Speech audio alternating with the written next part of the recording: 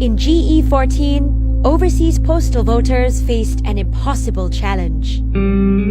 I knew that I might not get my postal vote because of the really short campaign period. I've been waiting anxiously for my ballot paper. By Friday, it was still in Malaysia. Actually, me and my wife almost gave up. They arrived on Tuesday morning. So I thought, how am I going to get it back to Malaysia on time? Me and my wife were just in a panic mode.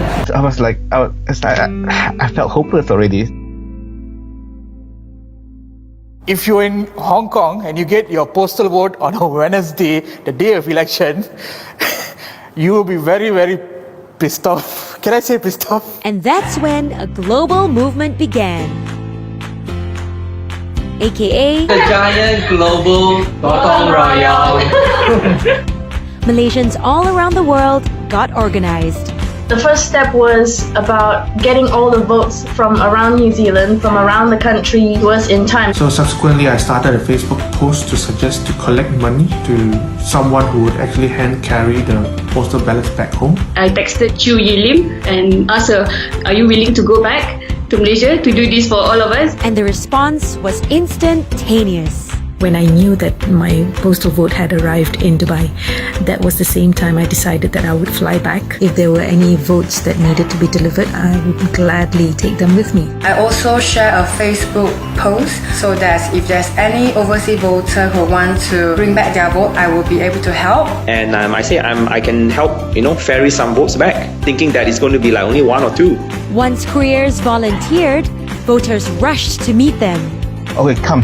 I'll come over to your place first thing in the morning and go find this person. And then I tell everyone else, Come now, come as soon as possible to Heathrow. I took the ballots and I drove straight away to the airport and then just passed the ballot. It was like requests from Facebook, from Twitter, from WhatsApp. There were 7,979 Malaysians abroad who were eligible for postal voting, and volunteers flew home more than anyone could imagine. In total, there are about 110 votes. So I started off having 5 Subang votes, and then it grew overnight to 20, 40, 60, 100. Then when I woke up, it was 150, and then when we gathered, it was 200. We had a total of about 300 votes that our team ran out. I really admire the people overseas who really went across hell, high water and everything to just get their votes back, because a lot of them, I would say, wanted to give up. I think it was really very emotionally attached, and there was one ballot that came really late, so they actually told me that ballot is probably just gone.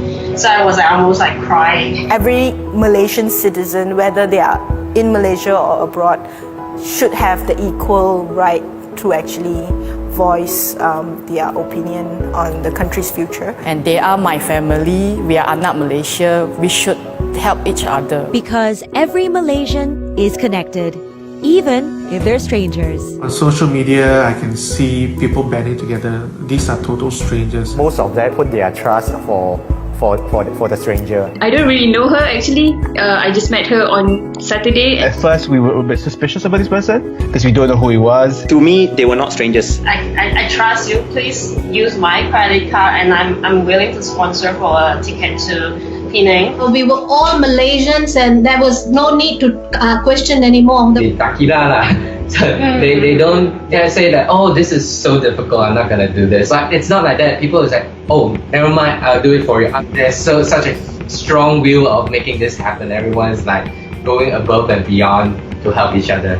But even with spirits at an all-time high, it was not an easy task. Life actually didn't prepare me for this.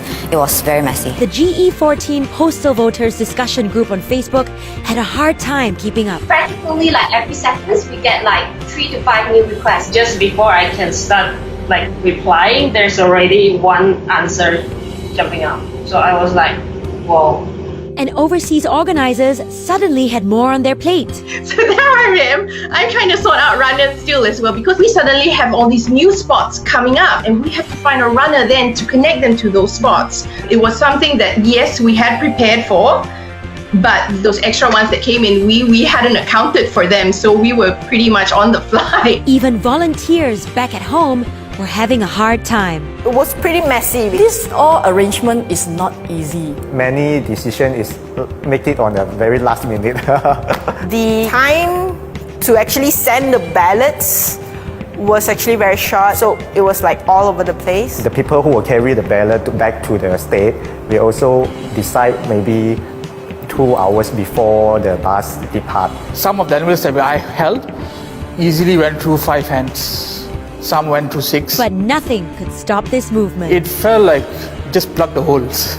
Like if the dots don't connect, you find somebody who can connect the dots. Wow, miracle happened, you know. She just stepped in and said that I'm gonna clean this mess up for you. I think a lot of Malaysians are spurred on by this last minute thing, okay? And it was like a challenge to us as well. You challenge us that you're gonna send it out, right? We're gonna prove it wrong. This actress Wardina was bringing a whole suitcase full of votes, and it was just like a whole table full of votes.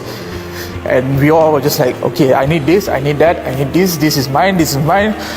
Penang goes to that lady, this fella is taking this one. It's pretty peer-to-peer model. The voters themselves, they have their own responsibility as well. The amazing thing is people very self-disciplined and they are able to manage themselves. It was quite a feat that we achieved. I believe there's a Malaysian spirit to what we do.